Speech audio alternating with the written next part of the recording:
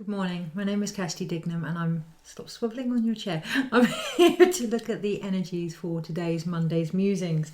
Actually, I have a lot of blurriness over my vision, over my glasses, which feels really quite applicable today, this week in particular. Sometimes there are moments where I really feel uncertain of what to share, how to share it, but I go with the flow. Today, however, I have this huge sense of who the hell do I think I am? I'm love, but restricted by the mind. And that's where the whole emphasis of this who do we think we are is really coming to light today. Feeding into are our actions matching what we're trying to achieve? You know, yesterday I shared a post that, God, clenched my whole sacral up.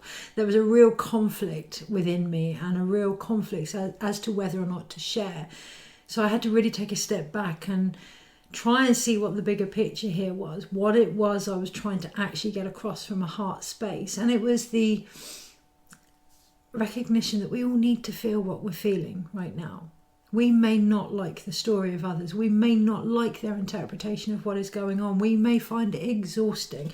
We may feel as if we're still in the old world, or, you know, as if there's a big polarity of things are pulling apart and that it's chaos. We are in the eye of the storm. We are in the tower year. It's almost like we've woken up to that and realised, oh, fuck, that's what this was all about. And it's uncomfortable. It's really devastating and it's upsetting in different ways for different people, and we are all here, all valid, all relevant to feel what we need to feel and to be allowed the freedom to do that. But this week it feels quite poignant to recognise all the roles of the thunder beings. Now, I mention thunder beings because we are in the tower year.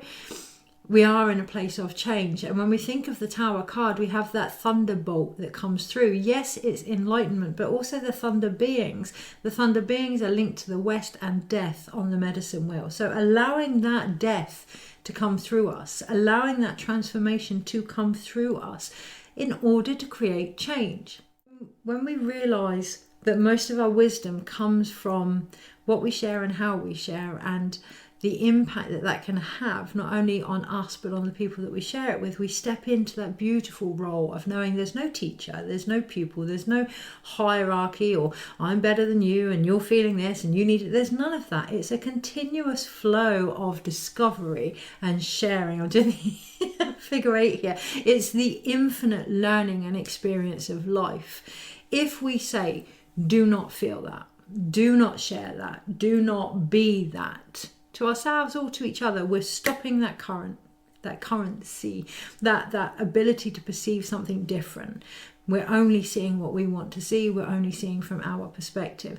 Now, that's up to you. I'm not going to sit here and say, well, you know, that's not going to change anything. But the old me, absolutely. But we're all going through these shifts. It's up to you whether you want to do that. But what I would recommend from my own experience and sharing that forward, knowing that it was my own experience and that you will find your own relevant perception of this, is if you want to see something different, look beyond your own eyes this week and how to best navigate them.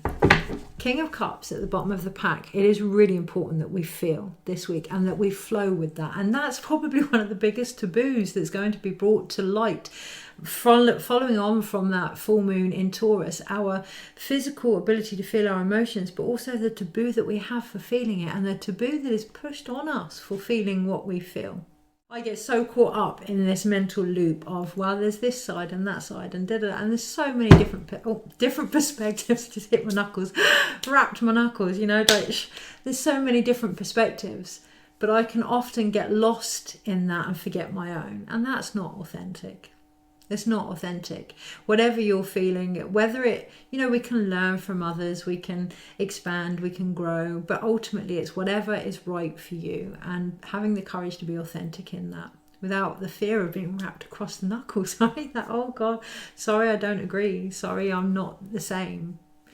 You know, because we all want to belong, and throughout history, our species has survived by belonging. This week there's a real rewiring to stand in our own light and know that it is that that we must connect to first before we connect to anything else. It may not be what we thought, but really embracing, opening our heart to the potential of who we are becoming. Because yes, we can find things exhausting, we can find that things haven't changed, and is that from a perspective of who we're becoming or who we've been? Has our view of that changed? What is it that's truly draining our energy? Choppy tomorrow, but recognizing regardless, it's all changed. Now, when I say moving forward 4, that really stood out to me on the Tuesday, really connecting to things that may stand out to you, that may make your ears go hello. Yeah, because knowing that those reactions, those jolts, those whatever they are sparks to illumination within you, even the ones you don't like. Even the ones you don't like. And if you can feel into it at the beginning, hello, what is that? This is a chance to turn things within me if I want to. Then it doesn't have to be this all-out war. Such a tis was, because I could be so acutely aware of where I was being fucking hypocritical. Oh, okay, well, I want everyone to be able to share their own opinions, and it's been triggered because I couldn't share my own opinions, and how dare they? It's this whole snowball that we could get caught up in. So stepping back, looking at what you are carrying, looking at what you are holding in your body, being very, very grounded with what you feel, and acknowledging your why. What are you doing this for? Why are you sharing this? And being honest. Again, I wrapped my knuckles. Being honest.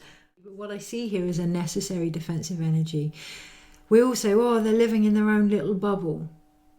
And how is that affecting you? How is that changing your life? How is that impacting you?